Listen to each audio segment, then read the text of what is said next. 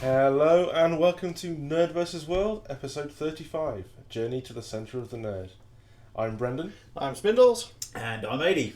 Okay guys, on this week's show we have got talk about Doctor Who, we've got talk about exploration missions into space, not the crazy motherfuckers on Dutch TV, but something else. Like, the crazy motherfuckers on Dutch TV we need to talk about as well. They've resurged recently. Legit space exploration. We've got some card game talk, news about what's coming up in terms of conventions over the winter. What else? What have we missed?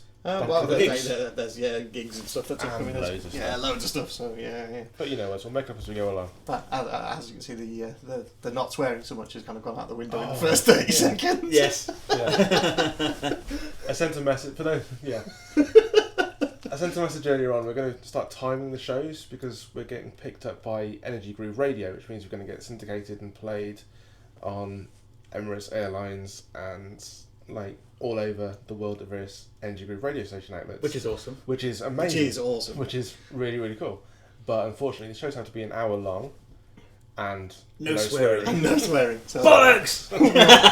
So we'll take a pass at that one. We're going to make a concerted effort, and that was it. That lasted 30 seconds. So yeah, a radio edit might be appearing in a space near you. But soon. fear not, the unedited, explicit versions will always go out on the wonky spanner. Yeah.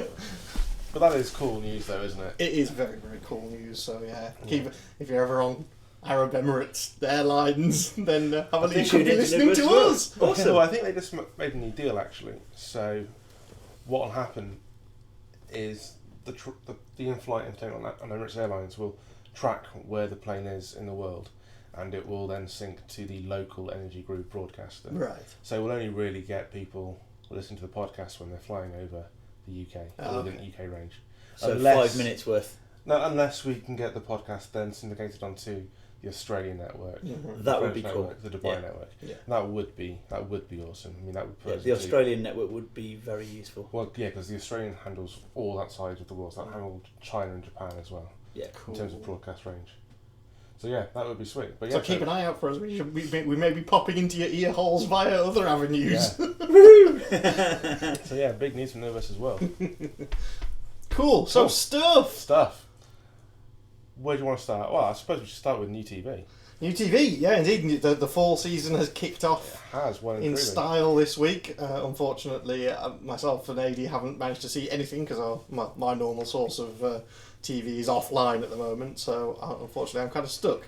I have, however, watched the first couple of episodes of the new Sons of Anarchy. So it's the last season of Sons of Anarchy. But that was going on before. No, that only just started 3 weeks ago. Yeah. Okay. Yeah, we're on episode 3. Just came out this week. Yeah. So I've managed to catch up with Gotham. Go on, how is it? It's actually really good. Okay. It sounded like you weren't expecting it to be. Well, I didn't know what to expect from it, to be honest. Okay. It's the story of Commissioner James Gordon. It's a rookie detective all the way up to where he's going to finish in the canon that we know him. Mm-hmm.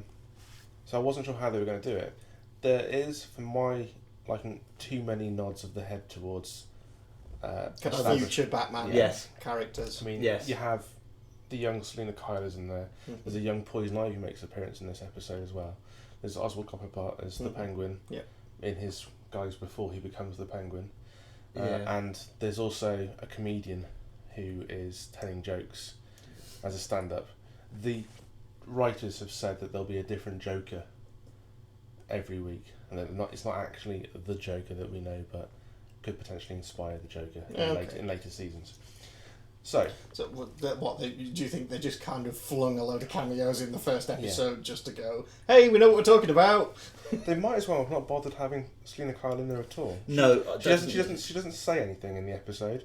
She doesn't really do anything apart from steal some milk to feed a kitten. Oh, and she does, I suppose. Yeah, okay. She does witness the murder of Bruce Wayne's parents, I suppose. Okay.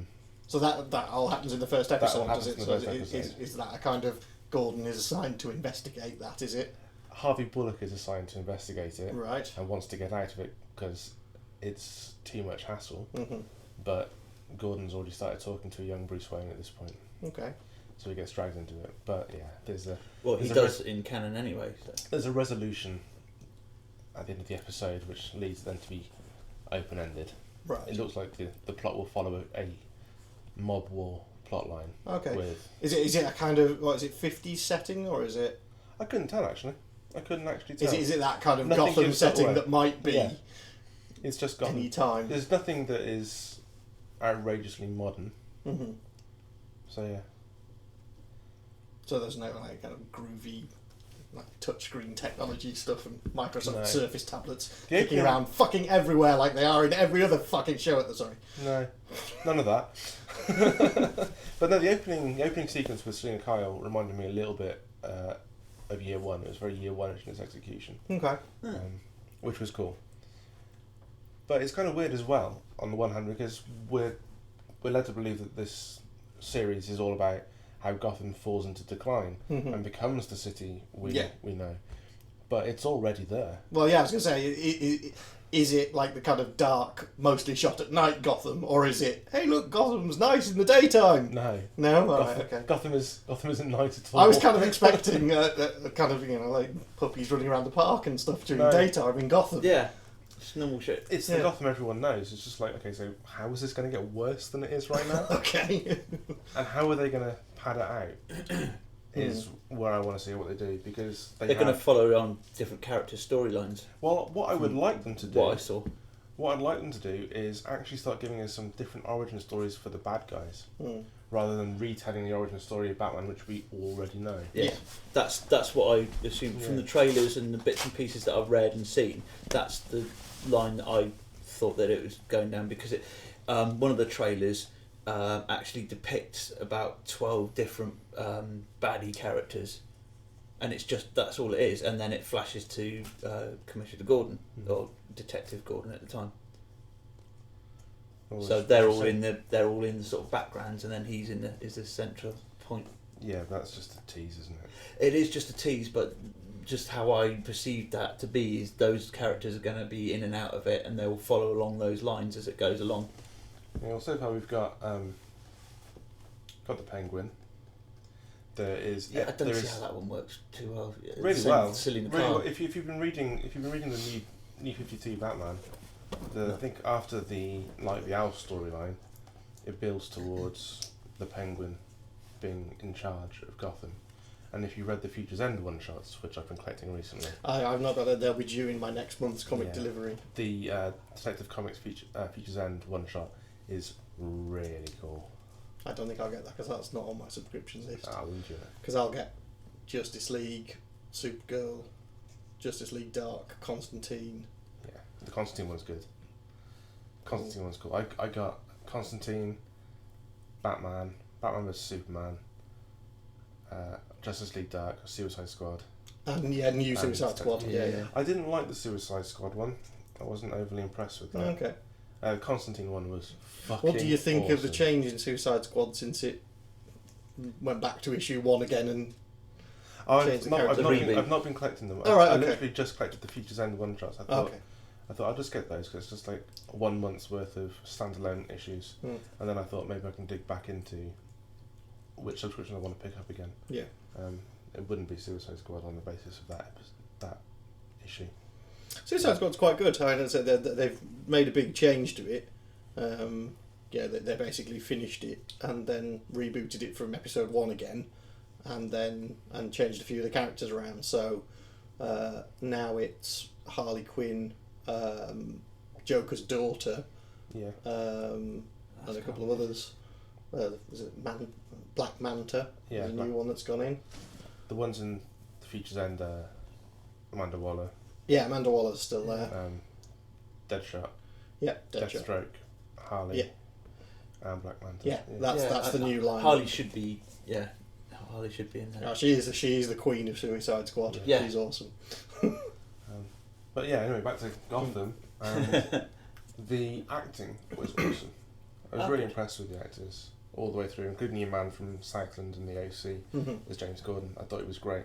I've seen someone think it was the Nerdist review. They did the review and they said that he reminded them of Russell Crowe from LA Confidential. All right, okay. And I can totally see it. So that's really good. Yeah, but your man who plays the Penguin is fantastic. It's Cool. fantastic. Cool. Really, really good. And we'll see him come back at some point in the series. We'll wait to see how it goes. And also Sean Pertwee as Mr. Pennyworth.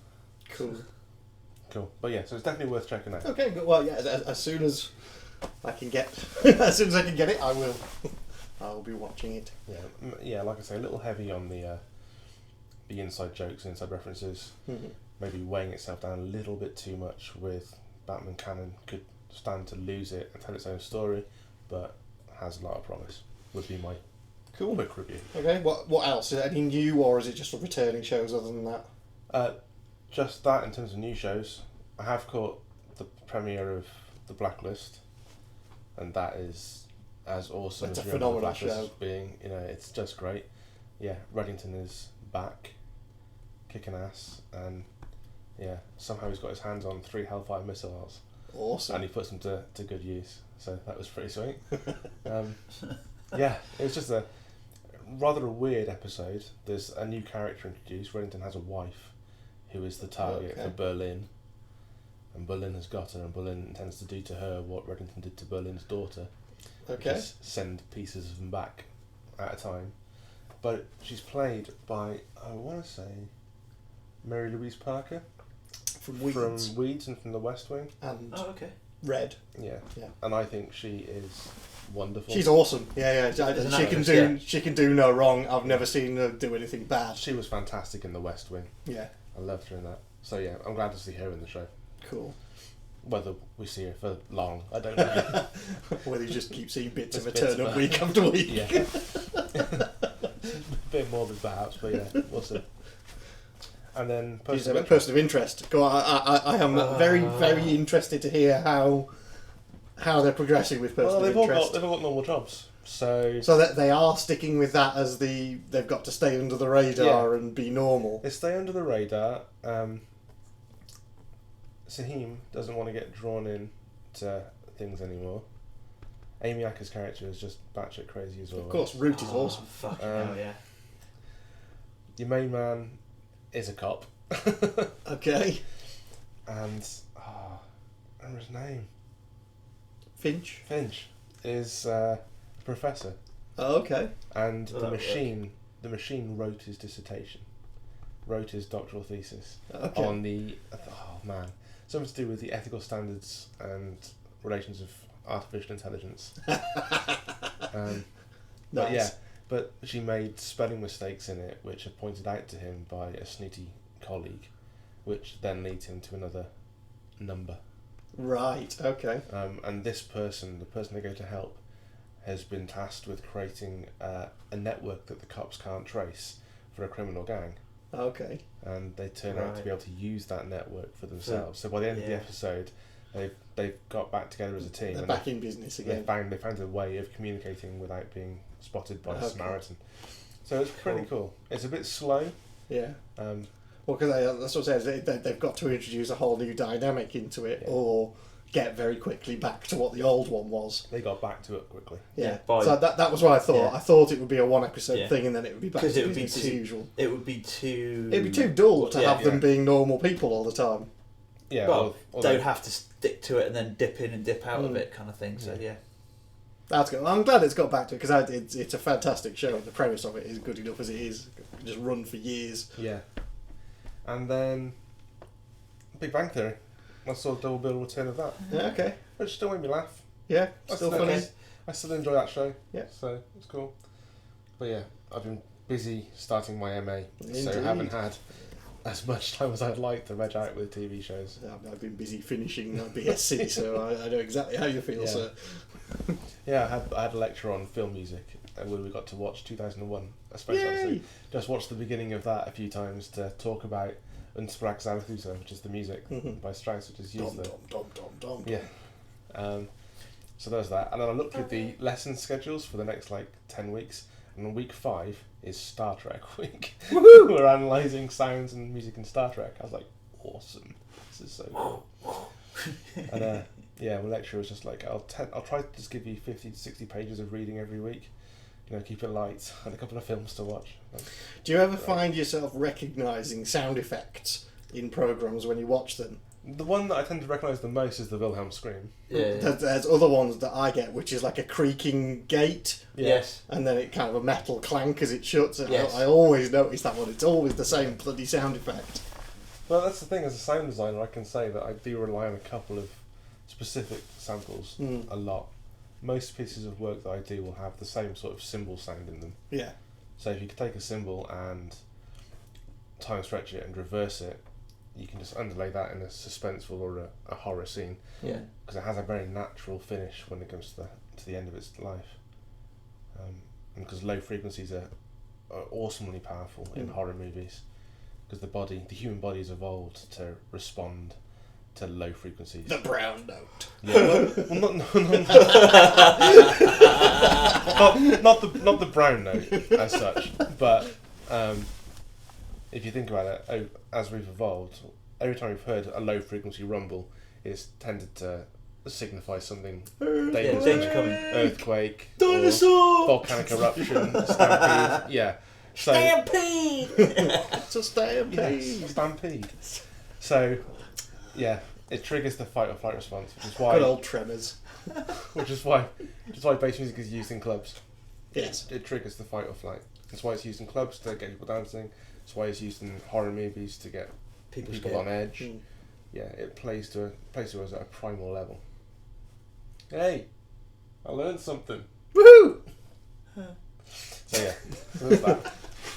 So, anyways, that was new and returning TV. There's obviously a ton more, but we haven't managed to get around to watching it yet. We've still got all Doctor Who to talk about, haven't we? Doctor Who, indeed, because we've been off on our summer jollies and all been very busy. We haven't actually said anything about Doctor Who yet since it came back on. We haven't. This is true. So who wants to start? I mean, I'll start. I mean, I'm very, very happy with how it's going at the moment. I think Peter Capaldi's settling into the role. There's certainly been a couple of episodes so far where you can see his Doctor emerging.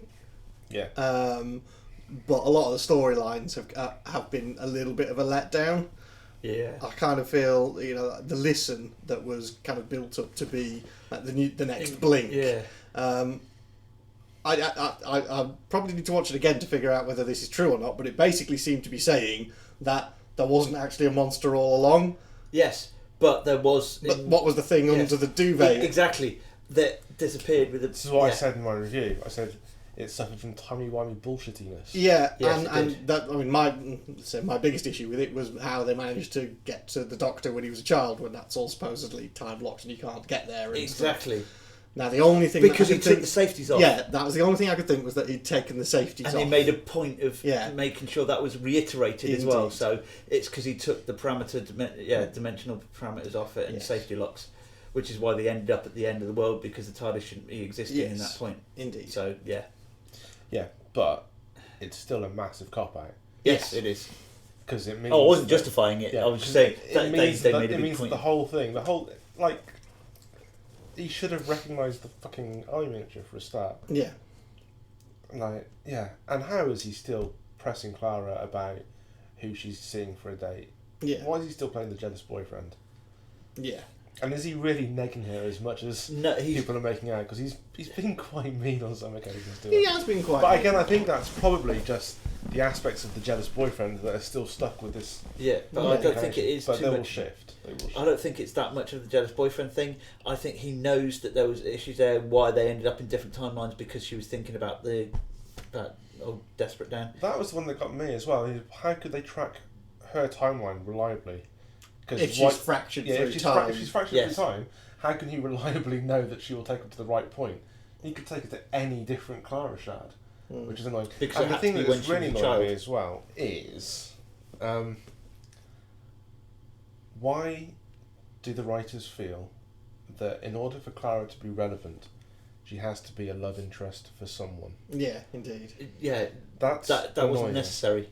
I know that Amy Pond and Rose both get the most kudos when it comes to companions in the modern era.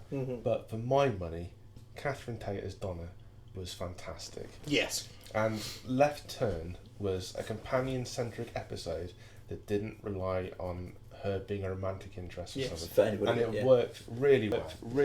So it can be done. Yeah, Clara didn't need Dan to be a love interest. I can only think that they're building up to something about him because he's been appearing in different guises throughout the and the whole stupid thing of him giving her the fucking little figure, the toy that she gave to the doctor. Indeed. And it's all, so what the fuck? It's building up to something. Whether the payoff is going to be worth it all, I don't know. I don't know. We'll see. The one thing that has been the problem in the last couple of seasons hasn't been the actors playing the Doctor or the companion, it's been the writing. I'm not saying the writing's terrible, because it's better than a lot of stuff that's on TV, but it's just failing at the last hurdle. Because again, with Time Heist, which was shaping up to be a really, really good episode, when suddenly it was, it's the Doctor has suddenly gone back in time to call himself up to do it. It's like, really? More time bullshit? Yeah. At what point are the writers not going, we know Gallifrey's out there. Why can't the other Time Lords fucking with the Doctor? Yeah. Why is the Castellan not come back? Why is the Ronnie not doing something? Where's the Master? Yeah. Why is it always the Doctor who's fulfilling his own prophecies? Yeah. Because why would he do it in the first place? That's what got me. He's done it because he's gone there to say he has to do it at some point in the future, but what made him do it at all? Indeed. Why did he go there in the first place? It made no sense in the breakdown. It did make no sense. Yeah. But that ending aside, which I think I called it the Star Trek TNG phenomenon, where the majority of episodes is really good, endings rushed. That aside, the series hasn't been terrible. I didn't like Robot Sherwood. That was the one episode I couldn't stand. Yeah, I thought that was alright. There were some good elements to it, but there was some, the ending rushed again, like you've already said. Yeah, but there was the same episode as the first one. Half robot, half man looking for paradise. Yes. But the part where it lost me was... But they were completely different people. The spoon fight on the bridge was brilliant. Yes. As soon as he pushed Capaldi into the water, it lost me. If that had been Matt Smith, I could see Matt Smith, because he was a much more physical actor, bringing out the comedy that a lot more. And then a lot of the bickering back and forth between... the kind of jealous boyfriend thing again. Yeah. Again, that would have played better with Matt Smith as the Doctor, which made me think it was a script. It was potentially one that was written for Matt Smith. From the Matt Smith days. Yeah. Because there's been examples of that happening before. Yeah. Because I think Neil Gaiman's one was originally written for a different Doctor and it was held over. But yeah, Capaldi is starting to come into his own. He is starting to develop his own character. I do like his shut up. Yes. That's great. That's becoming a thing. But yeah, I think the writing just needs to help him and play to his strengths rather than Matt Smith's strengths. Yes. And they also need to think their stories through and stop relying on Bill and Ted style time loops. I've noticed they are relying less on the sonic screwdriver this season, which pleases me. Yeah. And they brought the psychic paperback as well, which pleases me. Yes. That was something I picked up. I was like, and they brought that back. But yeah, I like the little hint that Clara went, it's like, it's always with the screwdriver with you. Making a point of going, we're not going to use the screwdriver quite so much this series. Yes. Yeah. Which is good. It is. Well, yeah. I it's nicer to see he is a bit darker now, especially in episodes like the Into the Dalek one. Where he sacrifices that person. Yeah. He's definitely showing his darker side there. But it's almost offhand and uncaring rather than kind of dark and evil. On purpose, it's just he's just like, well, that's happened. It's logical. Fine, nothing I can do about it. Yeah, it's following a logical process rather than it being him being a complete and utter bastard. Yeah. So, yeah. Traces of Sylvester McCoy and Ace in Curse of Fenris. Where he's playing the hemovores at the end of chess. Yes. It would be awesome to see Clara doing some cool shit. To be honest, I think Jenna Louise-Coleman has been doing a fantastic job as Clara. Not saying she's not, I'm just saying it'd be cool to see her actually going, you know what, I'm fed up of this bullshit, I'm going to fucking do some shit about it. at some point, just through her experiences and stuff like that, that she just takes shit in her own hands because the Doctor's fucked off doing whatever the fuck he's doing. What did you think of the weird squidgy Dalek, the weird squidgy TARDIS interface thing that they brought in? Yeah, that was weird. That reminded me of some other things. Cronenbergian. No, it reminded me of Existence quite a bit. Existence a bit, but there was something else that had something like that recently, where it was like a kind Pokey of finger squiggly thing. Yeah. I don't remember what it was. No, it's gone. It's some other sci-fi thing, whether it was a film or a TV show. V had something similar. Was it V? The new rendition of V. I'm sure it had the tripods or something similar. That's tripods. That was awesome. I fucking love that show. Was it not Cylons in? Oh, the new yeah. It was, yes. Battlestar Galactica, yeah. Slimy, sticky bucket things. Yes. Where they download. Yeah. Yes. Yeah. It didn't really make much of an episode for me.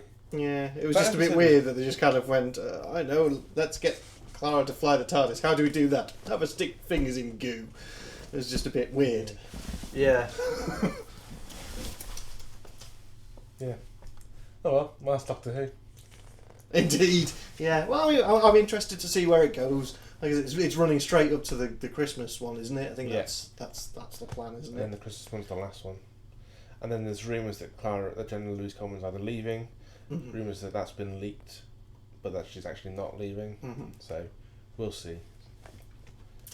Indeed. Yeah. But yeah, this whole Danny Pink thing had better pay off in a good way. Yes. Yeah. I hope so, because it just seems crowbarred in there at the moment. It does. Because the episodes aren't long enough as it is. They're only 50 minutes, so I don't really want to spend... You seem to be spending 5-10 minutes at the start of an episode and 5 minutes at the end dealing with this relationship, and it takes up like a third of an episode. Yeah. So yeah, that's what I'm not overly keen on. Yeah. Well, we'll see. We might be eating our own words come Christmas, or more than likely we'll be eating so much turkey that we'll be sick and that sort of thing. Yeah. Any other... Well, there's another bit of TV news that I only found out recently. Apparently it's been out there for quite a while, which is True Detective Season 2. Yeah. Which is Vince Vaughn and Colin Farrell doing Season 2. Is that I saw something about that they're getting together to do it. Yeah, they're starting filming in the next couple of weeks, apparently. Yes. So is it just the two of them, or will Woody and... well, no, that Woody Harrelson and them, they're not due to come back at all. Okay. It's due to be new cast, new story. That's the thing. It's supposed to. It's kind of the American Horror Story. Do one story per season. Wicked. Which I think's great. Yeah. I think I've ranted about that before on the show. That there should be more of that. It's good just to focus on a story for a series and then move on to something else. Awesome. So looking forward to that. Very much so. Bit of breaking news I saw before I came on the show, so I don't have many details for it, but they are doing a Minority Report TV series. Ooh, interesting. But they're looking at a female lead. Okay. So that could be cool. That would be cool. Because it would be, I think, the second Philip K. Dick thing to be adapted for a TV show for next season, because The Man in the High Castle has also been picked up for an adaptation as well. So I'd love it. That would be cool. Happy to see the guy who created the computery interface for that put a video out from him ages ago. It was a TED talk that he did, because he's actually that's now a workable interface. Yeah, you could do which exists. Which exists. Yeah. So he's got that. Basically, you could throw stuff from like one screen to another and then up into... That's cool. Yeah, it's a really, really cool video. I'll dig it out and I'll stick a link to it. I was going to say, the throwing things from screen to screen has been around for a little while. But no, it's like physically, you just like go and then throw it up onto another screen. When you see the video, you'll see he has the camera's pointing at him. He moves within the space, and then that moves stuff in the virtual environment. So yeah, it's all very, very cool. Awesome. Because he was the guy who created the interface for the film, and then he's gone on to create it as a real thing. Okay. He's like kind of the technology's here. Could be like a couple of years, and we'll all have this. And I'm like, yeah, bring it on. That'd be so cool. I want that now. What was I going to say? There was something else. And it's gone now. Oh, no. Bit of news. It was another TV show. There's a J.J. Abrams one that's gone straight to series about JFK. Oh, this is... Oh, okay. yeah, is this... I want to say... something 1166. Yeah, it's a Stephen King adaptation. Again, I don't know much details about it. I've just seen that it's gone straight to series without having to go through pilot stage. Of course it hasn't. J.J. Abrams is attached to so many things now. Well, God, yeah. I mean, how many shows does the man want to produce? At the same And time. then Star Wars. Yeah. Yeah.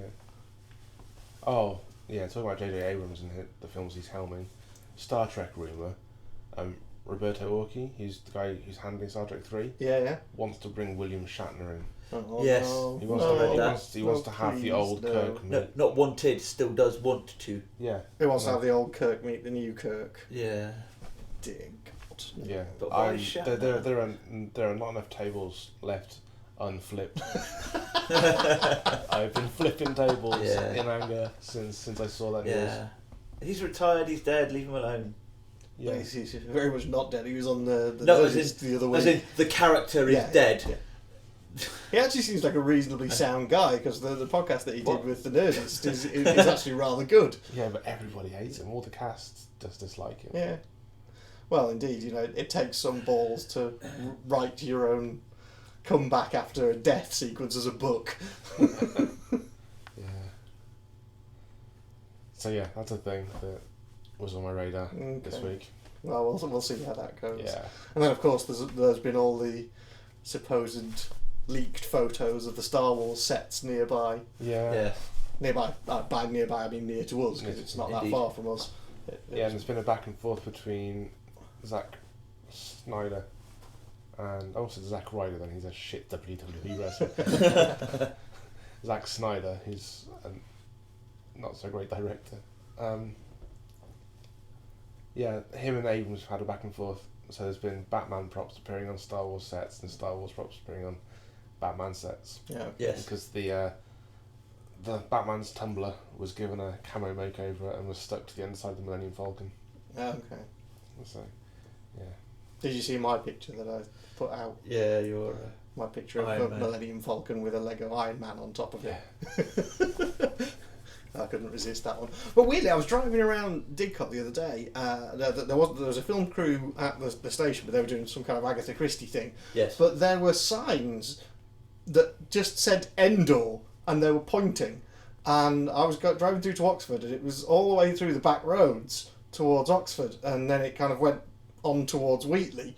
I don't know what it was. It just said Endor on these like fluorescent pink signs. No.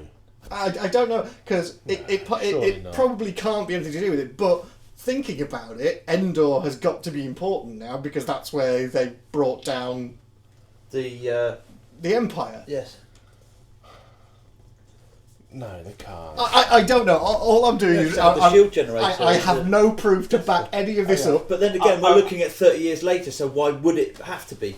You know, it doesn't necessarily have to be. There's too much fucking time difference there. I don't know. It doesn't take 30 years. I have nothing to back any of that up. Plus, I would imagine that the guys making Star Wars know that Star Wars fans are obsessive enough that if they saw an Endor sign, they would follow it. Yes. If I hadn't have been going to an appointment, I would have. Yeah. And I went back the next day looking for them, and they'd all gone. So if they were, Well, you should have done it after your appointment. So if they were filming an Endor sequence, they probably wouldn't have signposted it Endor. I don't know because it was only signposted from like the train station round the kind of perimeter road of Didcot. Then the Endor signs disappeared, and then there were just little fluorescent markers on road signs pointing it like an exit off a roundabout. And it was when I got to the A4074 back road that goes to Oxford or over to Wheatley, and it was pointing towards Wheatley, and I had to go to Oxford. I don't know. It's probably absolutely nothing, but wouldn't it have been cool? You should have followed it. I know, I should have. It's a missed opportunity. If there are furry little Ewoks in the new Star Wars film, I'm going to have to write some tables just so I can flip them again. But yeah, because you've got to consider that it, like 30 years later, why wouldn't there be Ewoks in it? Endor is going to be like a kind of hallowed ground because that's where the Empire were taken down. But it wasn't. No. And they found a Jedi. They found a Jedi Ewok, and they're training him. No, I'm not even going to grace that with a response. I'm not even gracing that with a response. They didn't take the Empire down at Endor. They did! They didn't. Yes, Do you they think did. the entire Imperial fleet was like, oh, well, the Emperor's dead. Oh, well, that's fine. I'm just going to switch sides now. No, they kept That's when fighting. they blew up the Death Star, killed the Emperor. Yeah, but the Imperial fleet would have kept fighting for a little bit longer. Well, they probably would have, but that's where it started. It's for the beginning of the end, or it's not the end itself. That's what's got Endor. Oh, yeah, Jesus. You said it. So yeah, that's probably a non-news thing, but I thought it was worth mentioning. Yeah. Anyway, regardless, I think they're filming in Scandinavia at the moment. There's been some shots of them filming on an ice planet, so it must fucking be Hoth hot. style. Yeah, because every ice planet must be hot. Cool. Yes. No. The Star Wars universe is massive, right? They better find another fucking planet. How do you know that Hoth isn't? Sure they will. I'm not even fucking going there. They should really not retread existing stories and stuff. And they find Superman encased in fucking Hoth. Well, there's got to be a certain amount of callback to it because you've got the original characters in it. So yeah, it just depends how big a role they're going to have. You know, is it going to be them kind of at the start passing the lightsaber, as it were, to the new generation, or are they intricately involved in the plot? Bit of both. I think it's a drop search, in, drop out. I think it's a search for Luke. Really? Yeah. Rumours I've heard are that the opening sequence is said to be a severed hand, or a black robotic hand holding a lightsaber floating through space. Yeah. And the lightsaber is Luke's, and it falls into the hands of the new Jedi. And so it then becomes a search for Luke. Okay. So it could be anything from that point on, but we'll see. Yeah, indeed. Yeah. Cool. Okay. Sweet. Anyways, what else are we on about today? Well, might as well stick on the space theme, I suppose. Ah, yes. Real life space exploration stuff. So, the Indian Space Agency this week managed to launch a satellite into orbit around Mars at its first attempt for a cost of $75 million, which is less than the budget of Gravity. Yeah. In fact, it's less than a Bollywood movie. Fucking hell. Yes. So yeah, I think that was they said that they're the fourth country now to have a. Yeah, I think it's Russia, the Americans, the European Space Agency, and now India. Yeah. And to less have than around Mars. Yeah, less than half. I had massive launches issues actually with them get there. doing that. To be fair, Why? just mainly because of how many issues that's going on in their country that they need to fucking put money into and spend on their fucking real people instead of it being shit to send into You can space. say that They here don't need and Yeah. America, you know. Americans spend Stop sending people into space. Give us food and. Yeah. $1.5 billion is what the next American mission is going to cost. Well, but the Americans aren't they? They're privatising it, aren't they? Yes, it's not going They're to be basically getting government. Yeah, money. there's in enterprise and, It's and corporately business. based, Yeah, are going to be taking on the space flights for NASA. So it's going to be Okay. a commercial product rather than I immediately NASA. become less hopeful for the future. Well, it's the main reason they're doing it is It'd be because like- at the moment they're relying on Russia and they have to pay something like $5 million every time they want to send someone up to the ISS. Fair enough. And with all the how friendly US and Russia are at the moment, that's not going well. All the So embargoes. hence they're starting to look for a domestic solution, and their solution is to go God. commercial. Be the fucking Nike shuttle. Yeah. So that opens up more than just Richard Branson doing kind of space tourism. Yeah. I don't know. I think 75 Which is million coming for the up real Indians is soon, good. actually. Very much so. Yeah. Very. And Bear Grylls is going to be on the first flight. Is he really? Yes. Maybe he won't come back. Yeah, but he's got survival skills. Yeah, in space. Yeah. With a plastic bag and a fucking spoon. Managed to re-enter the fucking Earth. At this point, I really wish this wasn't a podcast and you could see the withering look that Brendan's giving Adi at this juncture.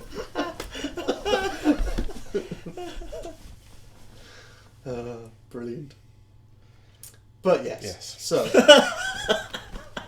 India have a satellite around Mars. Yep. America are working on it. Well, the first space rover has managed to obtain H2O from like a cubic foot of Martian space dust, but it's not equipped with the tools necessary to find out if there's microbiotic life in that water. Right. So the next Mars rover that's going up in 2020 is the one that's loaded with a kit to do that, to check that out. Okay. And yeah, billions of dollars the Americans. But that's about the same time that Mars One are sending their first crew of dead people to Mars. Fuck's sake.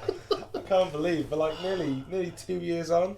Yeah. And this story just isn't going away. No, it isn't. It had a big resurgence this week because they're down to the last 20 candidates. Fuck's sake. For who's going to go up as one of the first 4.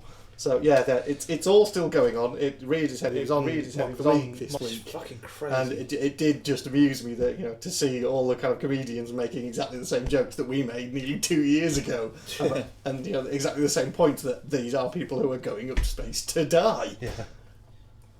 Are they going to send them up with cats? Possibly. Who knows?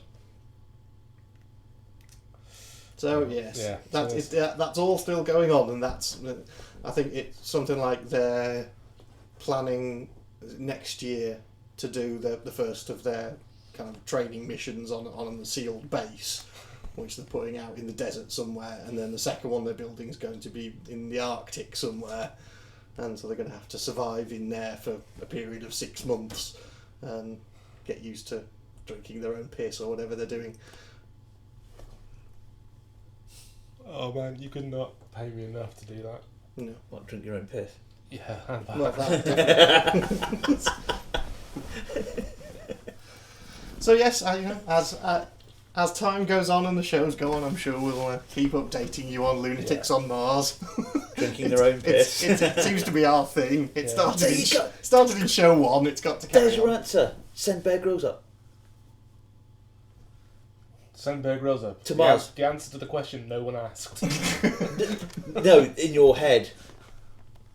From your disdain of me talking about Bear Grylls going to space, there you go. You can send him on the Mars mission. No, because that means you'd have to then see him constantly on all the footage. No. And that doesn't happen already? Well, I'd like to avoid watching Bear Grylls. But I kind of want to watch people going up to Mars. I want to watch the Great British Bake Off, but it's on at the moment. I'm podcasting rather than watching the British Bake Off. That's how committed I am to Boo-hoo! Yeah, that's how committed I am, though. I'm still... So where did you fall down on the whole H from Steps scandal then? Say what? On the Bake Off. The H from Steps? What? Was it not? Is it not H? Bake Off? No, it's normal public people, dude. Not a. All right. Okay. No. So it was the what was the program that they were baking cakes on, and she threw his cake in the bin and. Oh yeah, that was the Great British Bake Off. Yeah, but H from Steps wasn't on. Was it not H from No. Steps? It was not Ian Watkins. No, it was a random No, there's Irish no bloke. famous people. There's no famous people on British Bake Off.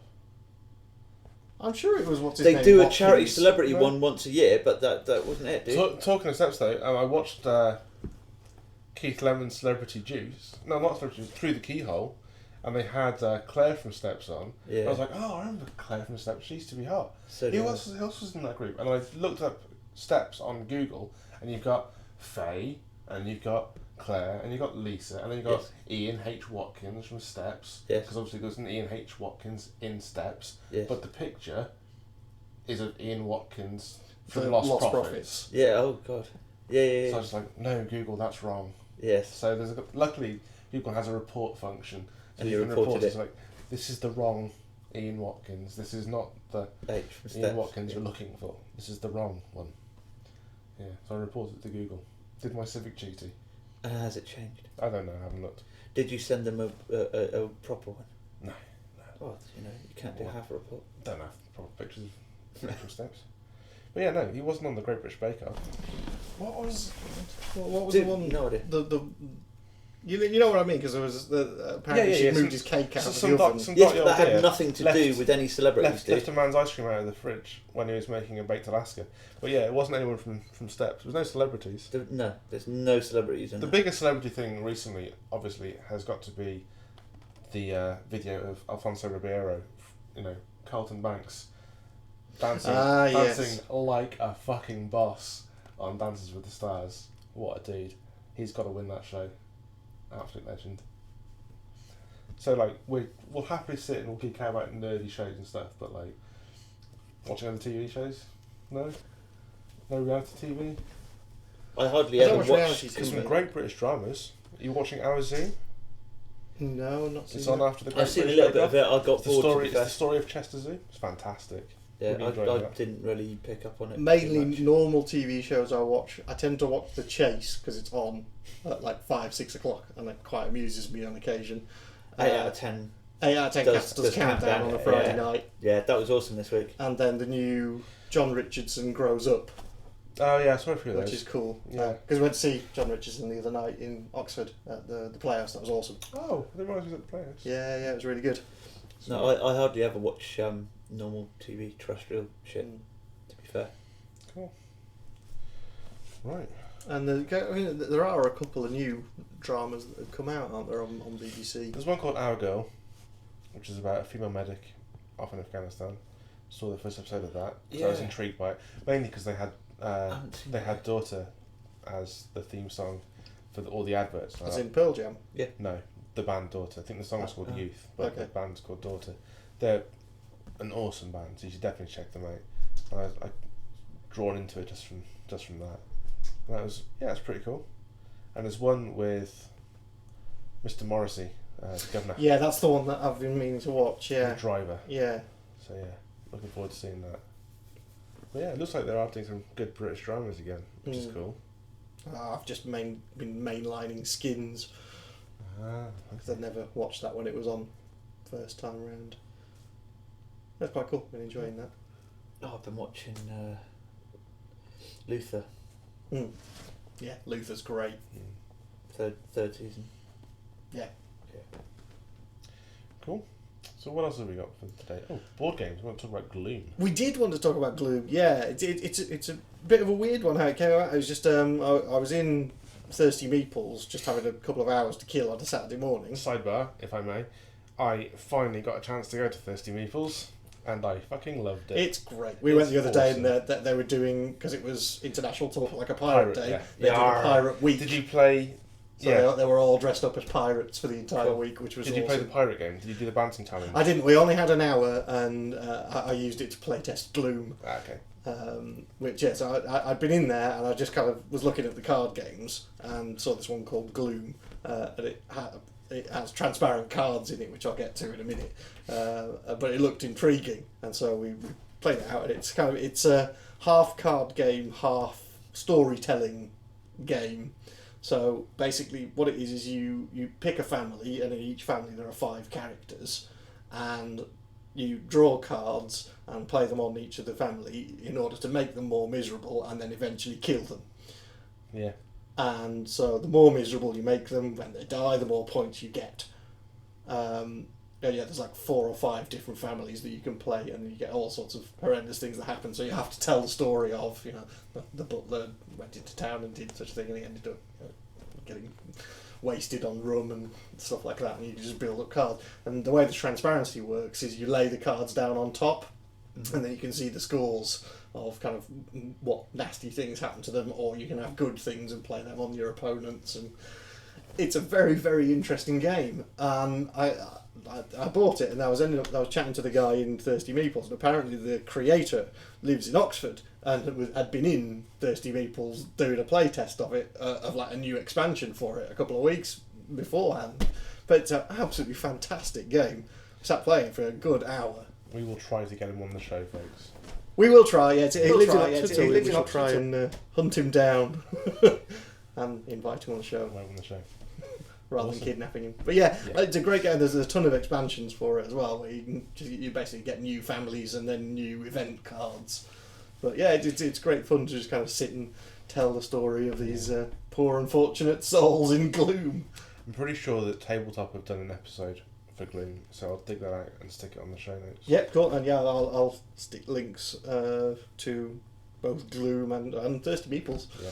Which, if you've never been to Thirsty Meeples, you should go, because it's awesome. It's worth visiting Oxford just to visit. Very much so, yeah. Nobody wants to play with me. Aww. So yeah, I've played a few cool games in there. mostly word-based games, 2-player games, because I was on a date. Yeah, Woo! I had a date, folks. Went to play board games for a date. It was cool. It was awesome. Yeah, there's so many games I want to try out. I just don't have the time. But one day I'll just make a concerted effort to sit in there all day and just play some new games. We should go out on a weekend. Yeah, definitely. Play some games. Cool. Weekends are hard. So what have we got for our music today? Music, yeah.